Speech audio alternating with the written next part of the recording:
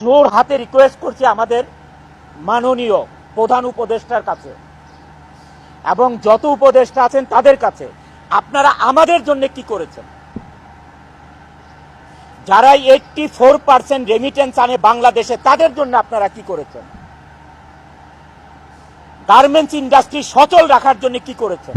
আমরা সবাই আশা করেছিলাম যে ঈদের সময় অ্যাটলিস্ট একটা বেতন ব্যাংকে লোন দেওয়া হবে। যে শ্রমিক ভাই বোনদেরকে আমরা কি করতে হবে দেখেন, মার্চ মাসে ফেব্রুয়ারির বেতন দিতে হবে, বোনাস দিতে হবে, আবার মার্চ মাসের 50% বেতন দিতে হবে। একটা গার্মেন্টস মালিক কোত্থেকে পাবে এই তিনটা জিনিস এক মাসে? এই তিনটা জিনিস এক মাসে কোথায় পাবে একটা গার্মেন্টস মালিক? যারা 84% রেমিটেন্স এনে বাংলাদেশের অর্থনীতির চাকা সচল রাখে, তাদের জন্য কি করেছেন? গার্মেন্টস মালিকেরা মুখ চুপ বোঝে, মুখটা চুপ থেকে কি করতেছে, গার্মেন্টস গুলো আরএমজি গুলো বন্ধ করে চলে যাচ্ছে। আপনারা একবার চিন্তা করেছেন যে আপনারা যে ইন্ডাস্ট্রি গুলো বন্ধ করে চলে যাচ্ছেন, এই দেশের অর্থনীতির অবস্থা কি হবে? এই দেশের কর্মসংস্থানের অবস্থা কি হবে?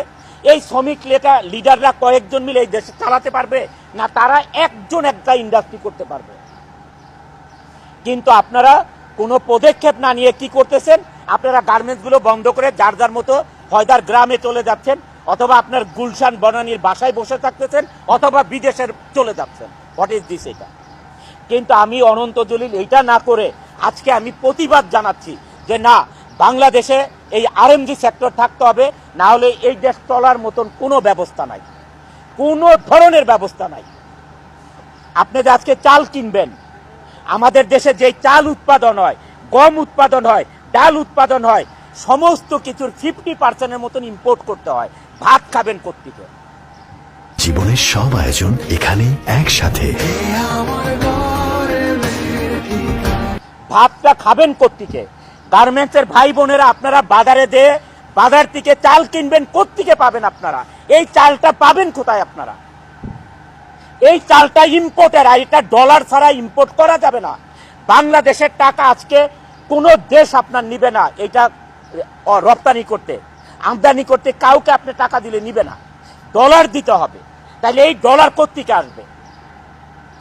আমাদের কৃষক ভাইরা আজকে ফসল ফলাবে, এই সার কোত্থেকে আসবে? এই দেশে সার কোত্থেকে